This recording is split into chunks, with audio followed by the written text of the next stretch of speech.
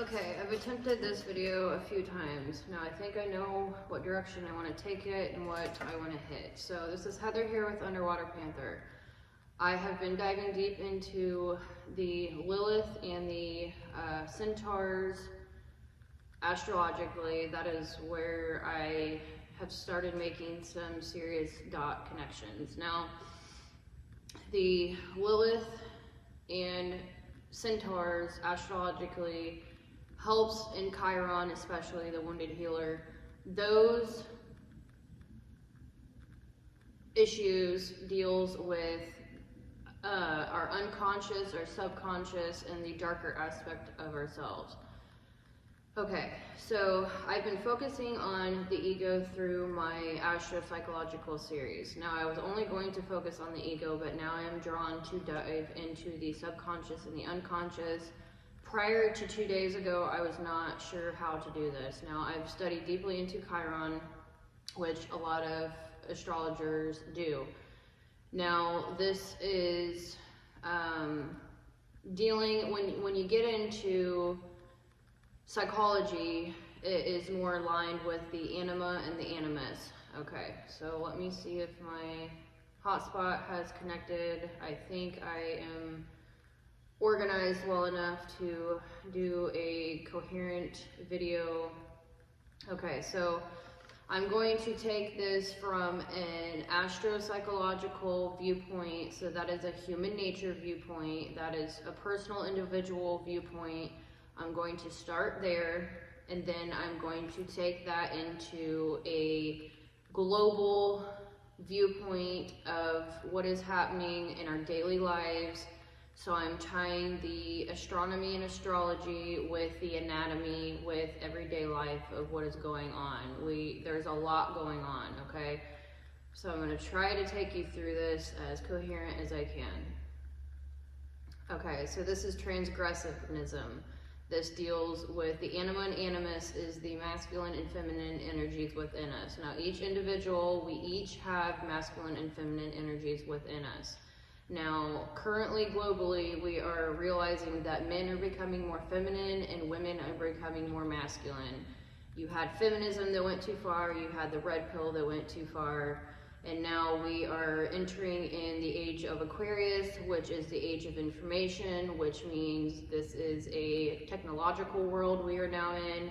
We are now connected to people on a global scale, the evil people and good people that are trying to live out their soul purpose and help communities and so on and so forth. So you've got both sides. You've got the greedy people that are trying to control everything, and you've got normal everyday life people that are just trying to understand themselves and what the hell is going on a bigger scale. Okay, with all that being said, the enemy or the greedy people that are in control, the elite, the whatever you want to call them, are hammering us at the human nature level. They're hammering us economically. They're hammering us within our personal relationships. I mean, it just mainstream media, it's technological. The age of Aquarius is what we are moving into, and I believe we are already there. So this age is where everything comes to light. The truth comes to light. We are seeing that in the music industry. We are seeing that in politics. We are seeing that on an individual level. Every single level, we are now coming to understanding of higher truths, and that is just where we are at. History has been deleted. We are disconnected from our own human nature as well as our own heritage. There's been text left out of, the Vatican has a lot of information that we do not have access to, but we do now. You just have to really dig for it and know the right people.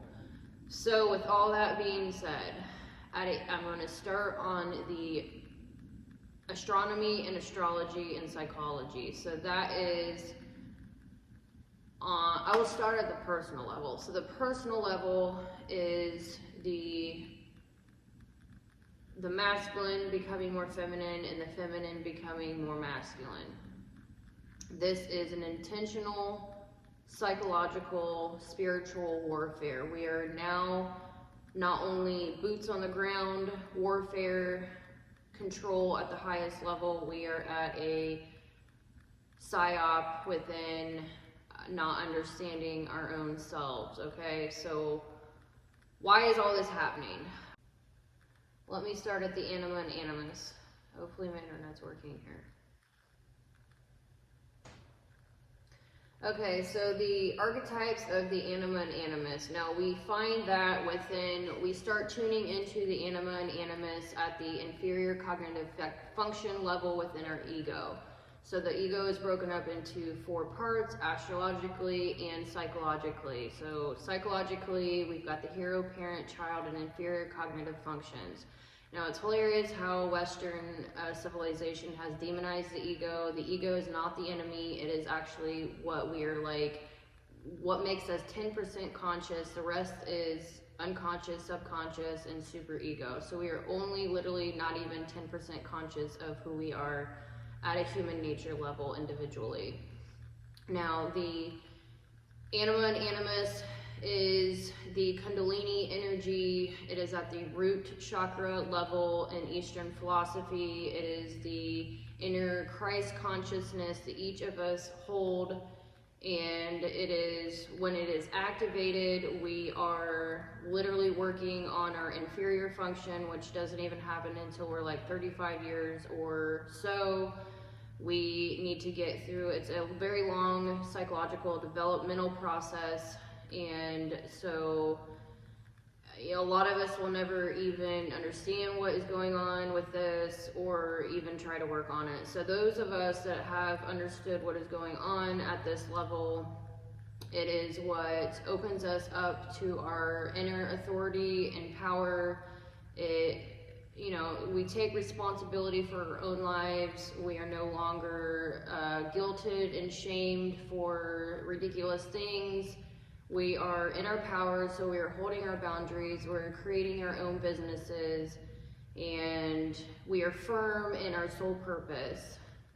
And so, what is the anima and animus? So you can start tuning into this anima and animus within the inferior cognitive function, and that's a gateway into our subconscious. Our subconscious is considered our moon sign astrologically, and our moon sign is what the path that we need to take in order to have true happiness. So we must work on our inferior cognitive function before we can get into our subconscious. I'm going to do a brief of what the subconscious.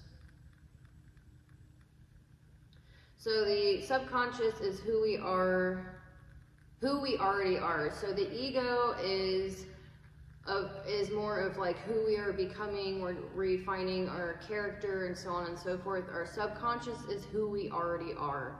It is our emotions, how we act intimately. So it is our path to true happiness. It needs nurtured consistently. We can tend to live through our children, through our subconscious. So it's like we had a dream or a goal, and we took a different career path or whatever the case may be, and then we tried to parent our children into being who we wanted to be, and really we should be parenting our children to be the best versions of themselves. So that is a negative thing of not understanding our subconscious. This is ridiculous. I am going through my notes, and I'm just going to go straight to my book rather than trying to shuffle through notes because I've already organized this. I don't have much time, and I'm trying to do this already.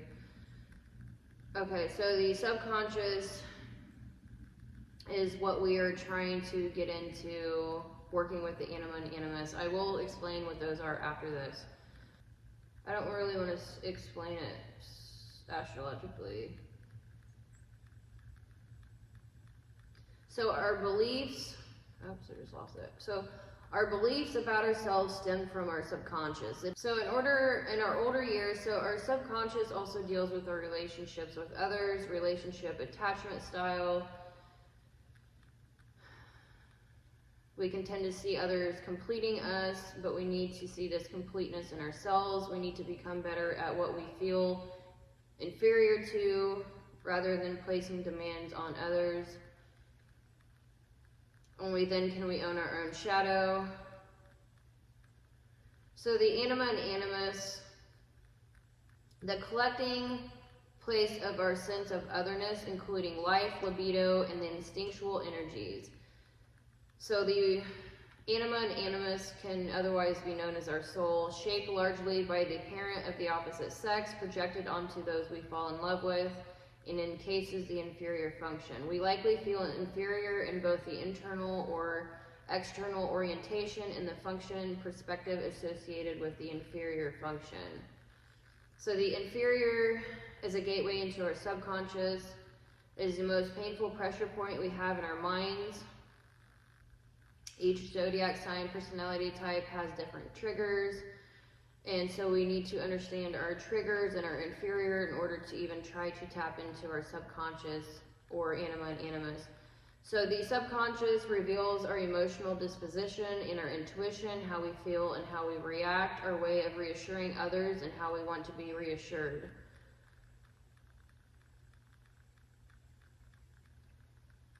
So as the moon reflects the sunlight, so it may be wise to see ourselves and our actions in the eyes of others and to be open to adjusting our behavior accordingly. In this way, we can nurture each other. So, alright, that is as much as I've dove into the subconscious, which is not enough, but it is what it is. So the anima or animus relates to our inner or soul life. Not soul is understood in metaphysical terms as something which lives on beyond our physical existence, but rather soul as in the inner force that animates us. These soul definitions stem from a time when Carl Jung was doing this work, where the gender roles were more traditionally and clearly differentiated. So the woman has a anima, masculine, the man has the animus, feminine. So this helps a woman connect to her masculine and a man connect to his feminine natures. So an amplification of these archetypal characters is that the animus is the woman's rational function and the anima is the man's irrational function. So when we talk about the role of the anima and animus, we are talking about relatedness, our ability to relate as a whole human being and with other people. In order for the relatedness to have an equal measure of heart and mind, the psyche relies on the contra-sexuality to compensate for the natural one-sidedness of the personality. Animation or spirit, the anima or animus, plays a significant role in determining how we think and feel about our lives in the innermost chamber of our hearts. It is not what we say, but the spirit we bring to the world that we feel inside ourselves and that others become aware of when they interact with us.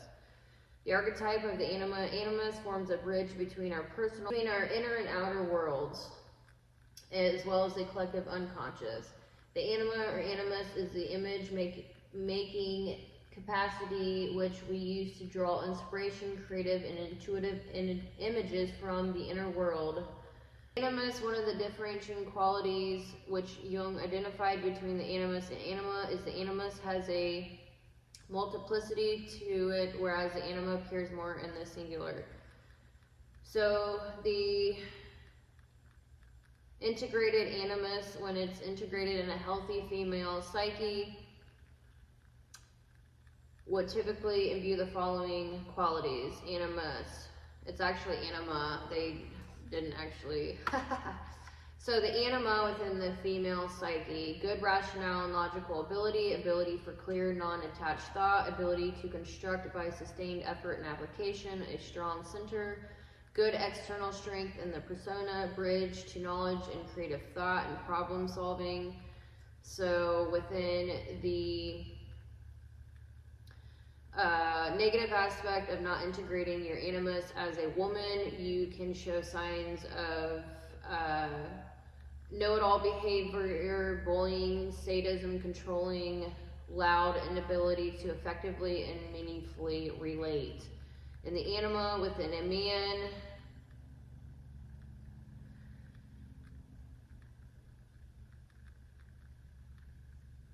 the anima naturally is originally based on the boy's image of his mother, and this later evolves with his relatedness to more mature romantic relationships.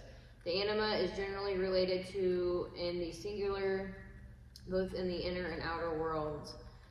So an integrated anima plays out as being able to self-soothe, self-nurture, self-love, access to creative inspiration, strong center and contained inner life, capable of empathy, able to value judgments beyond the realm of pure rationality, access to feeling life, good relatedness and happiness. A negative and unintegrated anima would look like uncontained, constantly seeking external validation, lack of creativity, moody, extremely emotional, not able to integrate emotions, poor relatedness, behavior in relations designed to isolate the person from others, masochistic, greedy, grasping, and very self-centered. I just wanted to kind of explain how that plays out archetypically.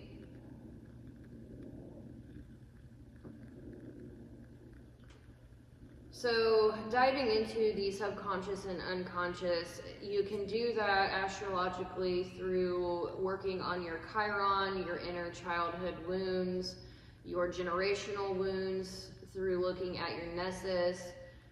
Pholos is a good one. And so those are tools recently that I found astrologically on how to start honing in on what we call it as a woman, savage, feminine energy, you know, trying to integrate the masculinity within us and trying to pull the masculine into a less feminine role. That is a huge problem right now on an individual, relational level. Men are becoming more feminine in many different ways. This is intentional. This is through education, mainstream. The whole point is that we are not understanding ourselves, how to do our own shadow work individually as well as in our relationships, and so it's just playing out as feminine men and masculine women. So this is the first step in order to try to work on these problems. Now we also have a global scale issue. I got a phone call, 1 moment.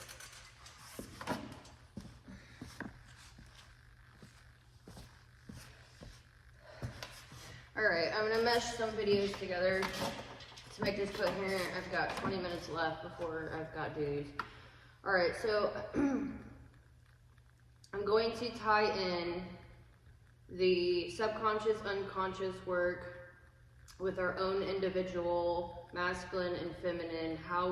What are the tools to work on that, making this available, whatever. So those are the tools that we can work on in order to utilize our own masculine and feminine and balance that within ourselves. That's on an individual level. That also helps you relationally, you know, within your romantic relationships, your children, so on and so forth. Now that ties into, that is its own thing. Okay, now I've already made a video on the global scale of the transitiveness. I don't know, it's literally the intentional, it's the sexual misery program, and it's intentionally reverse, distort, manipulate, and abuse the sexual energy. So this is sexual misery, I don't know what you want to call it. It is the intentional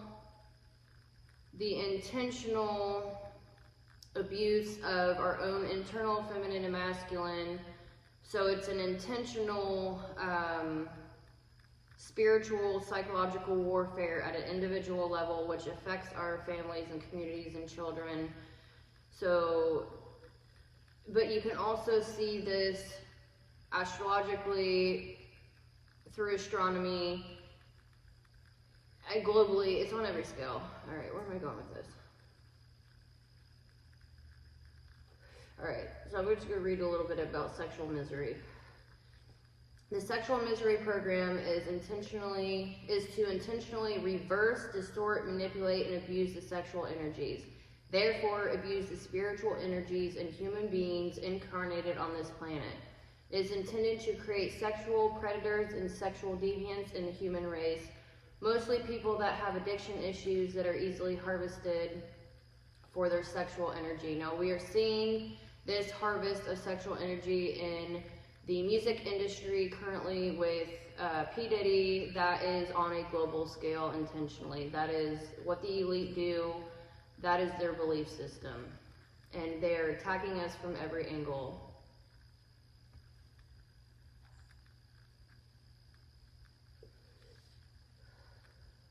So it's an intentional plummeting of Earth into the darkest age. But we are in the age of Aquarius, so this is going to be pushback. We got to push back. First, we got to understand what is going on individually and globally, through political, through economic, through why are men becoming more feminine, why are women becoming more masculine. This all is connected.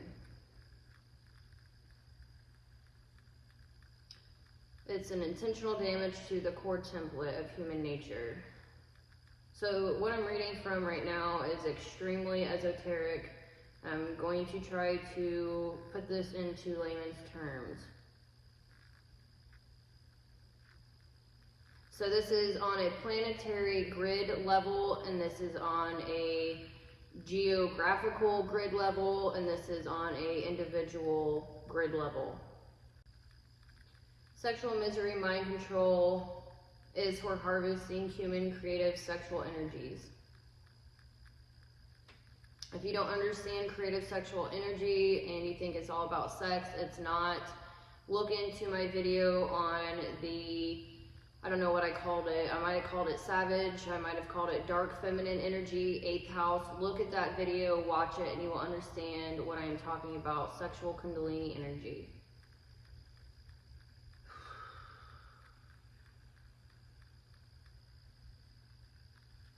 So the damage promoted in these centers also result in emotional distortions and aberrant accumulated energies in the lower bodily energy centers. This was taken advantage of by the elites, I'll put it that way, rather than us integrating and healing it by controlling sexual energies. By promoting distortions around the sexual act, gender roles, and corrupting our relationships to our parents and Earth, human nature, human nurture, through ourselves psychologically and just being connected to the Earth in general, our race descended into sexual misery and in many cases forms of sexual slavery. So it does, all of this is spiritual and psychological warfare, and it does fragment our soul, and our soul, you can look at that in many different ways. The soul temple, they're focused on, I'm a part of the soul temple, I'm a Pisces INFJ, so soul temple are focused on character, integrity, character development, so you can look at soul from that level if you don't believe in the soul spiritually. It can be psychological, developing our own character, understanding who we are through human nature. Or if you're spiritual, you can look at it as our soul purpose, really, disconnecting us from ourselves and others and our own soul purpose in order to create a better world for everyone. So they're trying to fragment us at a soul level or a psychological level, however you want to look at this. So rather than integrate wholeness, we will suffer from mental fragmentation through severe unhealed trauma and that is used in satanic force of imposter spirit. This disconnection is a result of most all human brain dysfunction and related psychological disorders, many that are clinical reference to schizoid, narcissism, and all personality disorders. Once a soul suffers from fragmentation, the entire body is very easy to control or possess. So this is about mind control and soul possession. This goes into sexual slavery, sex trafficking, economic scams, all kinds of deceptions. So this will bridge my video about the anima and animus and how this plays out in diversity and inclusion and the woke, crazy, new age. What is not new age, it's not really woke. This has been going on for a very, very, very long time. I think thousands of years. This has been going on for a very long time. Time has been sped up in the age of Aquarius because we are now all more connected. Good and evil are connected. Time is speeding up, and they are able to push their agenda quicker. But good people that are conscious to this are able to also speed up their own healing process through their subconscious and unconscious. Ancestral trauma, you name it. So this is my bridge between those two videos.